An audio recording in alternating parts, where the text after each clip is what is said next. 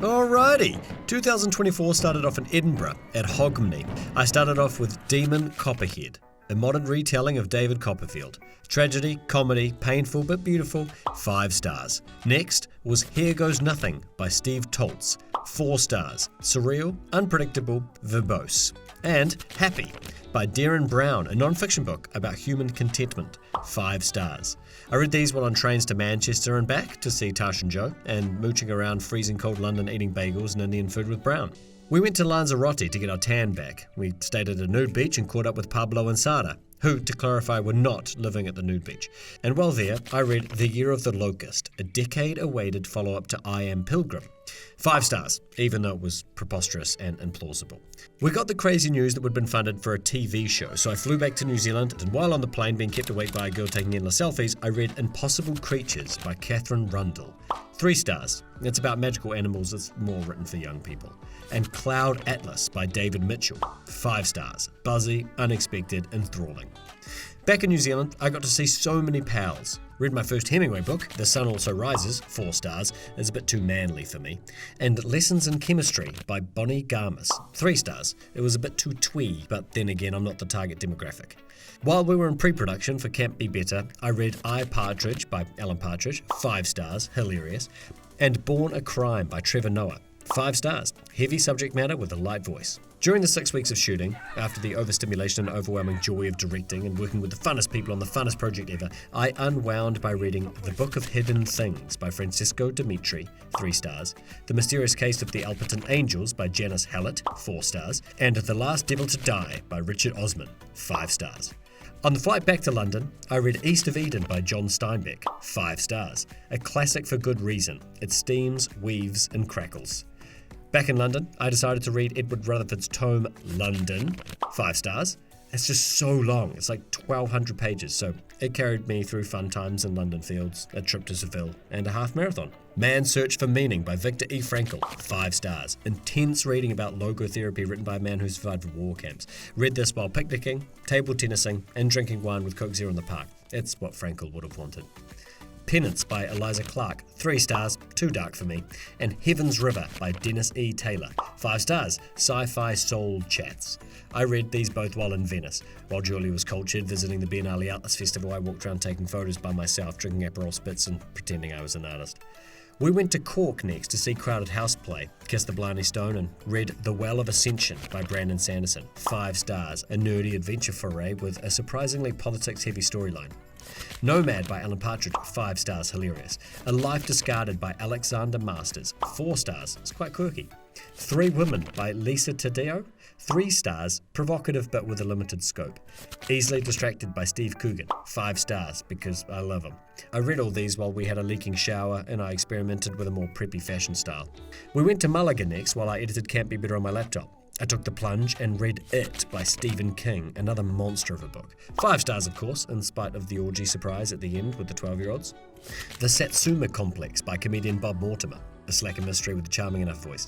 3 stars. James by Percival Everett, 5 stars. It was shortlisted for the Booker Prize. It's a retelling of Huckleberry Finn told from the point of view of Jim, the slave who can't read. All Fours by Miranda July, 5 stars. This book really blew me away. It made me laugh and dealt with a period in women's lives which I haven't read much about. Perimenopausal period. I did a bunch of London summer things like drinking on canal boats, cycling, eating market food in the park, and I read Stories of Your Life and Others by Ted Chiang, 5 stars. It's a book of sci-fi short stories with high concept hooks. Move Like Water by Hannah Stowe, or Stowe, 2 stars. I read this for book club. It was well loved by others, but not by me. You Are Here by David Nichols, 5 stars. Charming normal people story about finding love.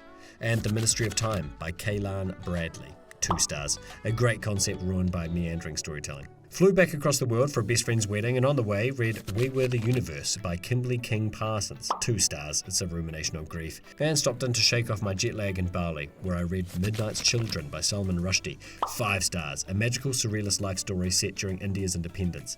Back in Auckland, I read Greta and Volden by Rebecca K. Riley, an Auckland-based novelist, 3 stars, it's a really trendy, sad girl book overflowing with references to millennial New Zealand living. Drove down the coast, got to play with a dog, feed a baby, and I read Intermezzo by Sally Rooney, 5 stars, it's my favourite Rooney book.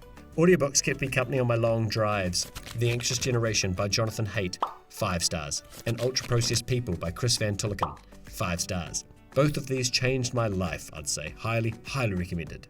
On the plane back to London, I read My Brilliant Friend by Elena Ferrante, 3 stars, probably didn't get it because I'm a boy, and The Wild Rose by Jennifer Donnelly, 5 stars. Historical fiction love stories, the best.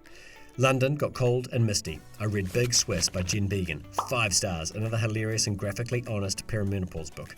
Long Island Compromise by Taffy Brodessa Akner, 5 stars, neurotic Jewish family being neurotic and funny. I turned 37, we went to Oxford, and I read Creation Lake by Rachel Kushner, 2 stars. I had to read it for book club, and I struggled through it. Flowers in the Attic by V.C. Andrews, 3 stars. I'm not sure how this ended up on my to-read list, but I did not see the incest coming.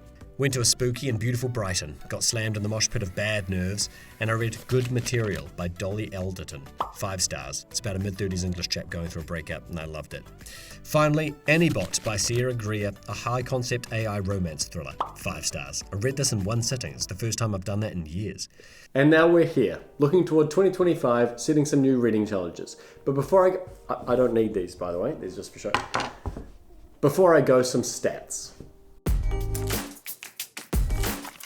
I read slightly more male authors than female authors this year. I read mostly US and UK based authors with a smattering of other countries, so Australia, South Africa, Italy and Austria. Ratings were on the high side, because if I'm not digging something after 50 pages, I'll just throw it away and move on to the next thing. I read a good mixture of genres, with the most books I read being contemporary genre, but if you're judging on pages read, then I read more historical fiction than anything else. If I had to choose a favourite, which you can't do, how can you do that? But I think Ultra Processed People affected me the most. I was most moved by You Are Here. I was most engrossed in Annibot, and I laughed the most at Nomad. But none of those books had the affecting effects of Demon Copperhead or The Wild Rose. So my key takeaways for 2024 are I travelled a lot, which is a huge privilege. Shooting can't be better, and making a TV series with all those wonderful friends and collaborators was probably the most fun I think I've ever had in my life. And in terms of reading, I had a very Steve Coogan heavy year, which I'm stoked about because I love him. So there you go, there's 45 books for 2024. Please take the recommendations if you want, and if we disagree then that's fine too. You don't have to tell me, don't worry about it. Horses for courses. Happy reading in 2025.